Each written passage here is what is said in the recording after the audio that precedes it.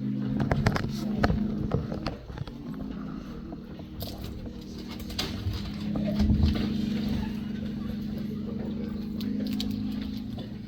life worth living. Alice Pauline Jenkins was born September 12, 1941, to Benny Frazier in a small town 2 hours west of Chicago called Dixon, Illinois. This little place was only known at the time for two things.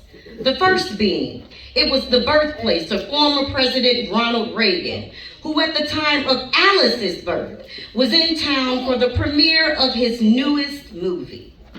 Dixon was abuzz as its favorite son had returned home bringing with him a huge contingent of Hollywood notables, cameras, and all the glitz and glamour that would accompany a movie premiere. But just a few short miles away, a 17-year-old black girl named Benny Frazier was giving birth to her second child. She was alone. She had no family there with her as she was a foster child. And she had the unfortunate privilege of being a patient at the second thing. Dixon was known for Dixon State Hospital. Although the institution was originally designed for the care of epileptics, its duties soon expanded to include care for the feeble-minded. Can you imagine being alone in this place for at least 6 months at 17 years of age, trying to have a baby? Benny was not epileptic, nor was she feeble-minded. She was sent there because she was young, unwed, black, and poor.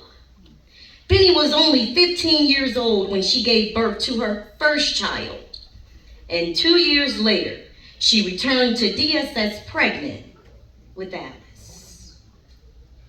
This was the place, the situation, the drama, if you will, that Alice was born into.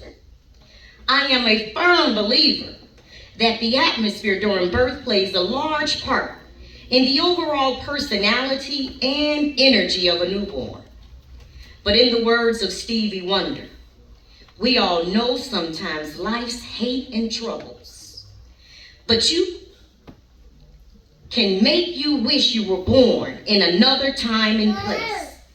But you can bet your life, times that and twice it's double, that God knew exactly where he wanted you to be placed. Alice lived there at DSS with her birth mother for 4 weeks before she was taken into foster care.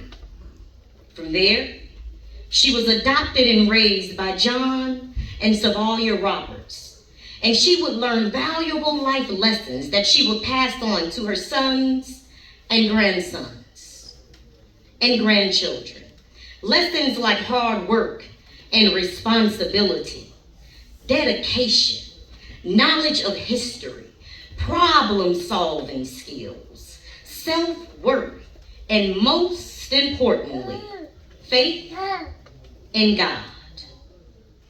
It would be typical to list her education and talk about her church or work involvement, but we choose to talk about the things that gave her the most joy.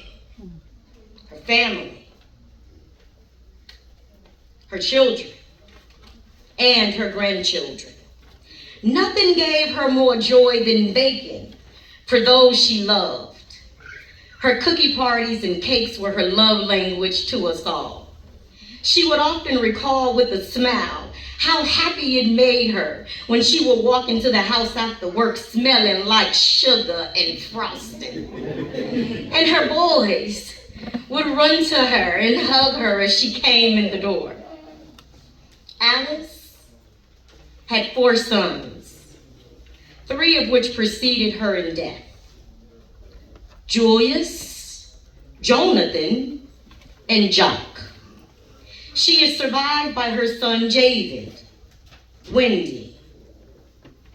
She is also survived by her sister Beverly Watson, Liddell, her 11 grandchildren, Johnny, Evanetta, Joshua, Jocelyn, Jordan, Ariana, Alanis, Eleanor, Elhanan, and Elliot, as well as a host of great-grands, as she would call them, nieces and nephews.